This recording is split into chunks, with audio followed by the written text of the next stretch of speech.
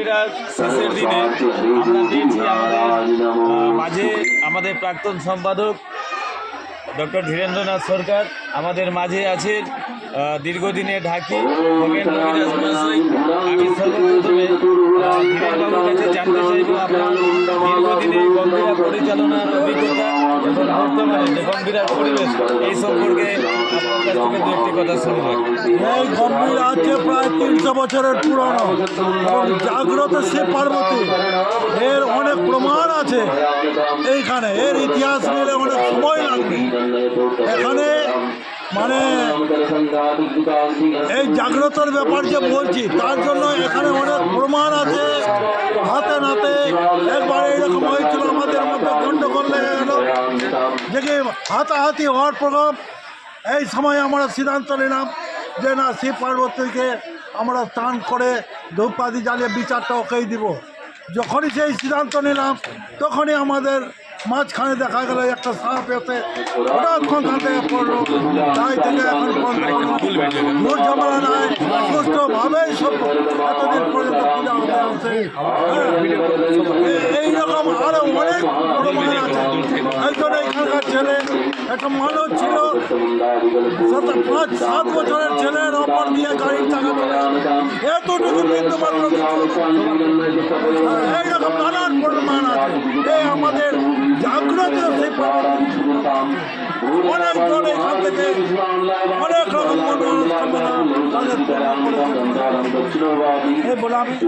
আগামীকাল পয়লা বৈশাখ নববর্ষের সবাইকে শুভেচ্ছা জানিয়ে আপনাকে শুভেচ্ছা জানাই। এবছরে আমাদের 40তম বর্ষে পদার্পণ করছি আমরা। আপনি দীর্ঘদিন এই কমিটির সম্পাদক ছিলেন, আপনি কতদিন চালিয়েছেন এবং কীভাবে সেই সময় থেকে শুরু করে আজকের পরিবেশটা আপনার নজরে কেমন লাগছে? আমাদের এইখানে কীর্তনের পরিচালনা ছিল না, অনেক পায়ে যেতে হতো আমাদের শুনতে, কিন্তু সেই জামাশা দেখে আমরা ভাবলাম যে না, আমাদের এখানে একটা হওয়া দরকার। আজ আমাদের 40 বছর হচ্ছে, 40 বছর ধরে আজকে আমাদের রাধা গোবিন্দর ইয়েতে স্মরণে এখানে কীর্তন হচ্ছে। অষ্টপ্রহর প্রথম হলো, এখন 16 হচ্ছে। আগামী দিনে আরও বেশি হতে পারে মায়ের আশীর্বাদে এবং সুস্থভাবেই আমাদের এখানে হচ্ছে। মরণানায় শ্যামল ব্যবস্থা আছে, 4 দিন ধরে যে আমাদের ধুমধাম হবে, না দেখলে এটা বিশ্বাস করা যাবে না যে এখানকার পরিবেশ শান্ত এবং কি এখানকার মানুষের আত্মপ্রতিক্রিয়া সেবা না দেখলে বিশ্বাস করা যাবে না। আমাদের মাঝে পেয়েছি আমাদের সম্মানীয় ঢাকি খগেন কবিরাজ, বুদ্ধু নামে আমরা পরিচিত। ওনাকে জিজ্ঞেস করবো যে আপনি কতদিন ধরে এই গম্ভীরাতে ঢাকির সঙ্গে জড়িত আছেন? এবছর আপনি আছেন।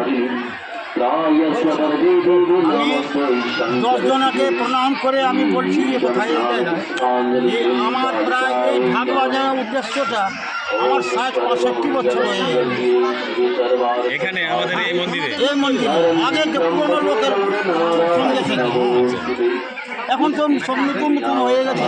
60 থেকে 65 বছর ধরে আপনি বাজাচ্ছেন। আমাদের মাঝে বা আমাদের সভাপতি আপনি আসেন।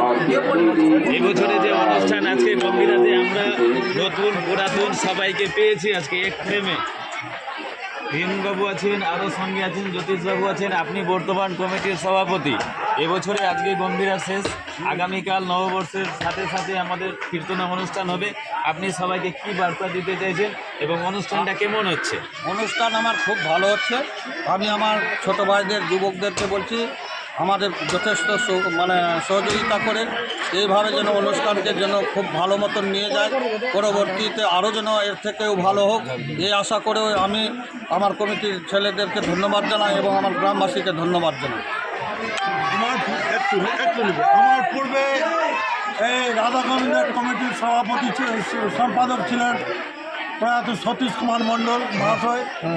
তারপরে আমার দায়িত্ব পড়ল, আমি চালালাম। এখানে ভাই বিকাশ মণ্ডলকে দায়িত্ব দিয়েছি। এই এখন সুস্থভাবে এই রাধা গোবিন্দর কীর্তন মহাযজ্ঞকে আরও এগিয়ে নিয়ে যাবে এই আশা ভরসা আমাদের এই যুব সম্প্রদায়ের উপরে আছে এবং এই কামনাই করছে তারা আরও উন্নত ঘরে এগিয়ে নিয়ে যাক।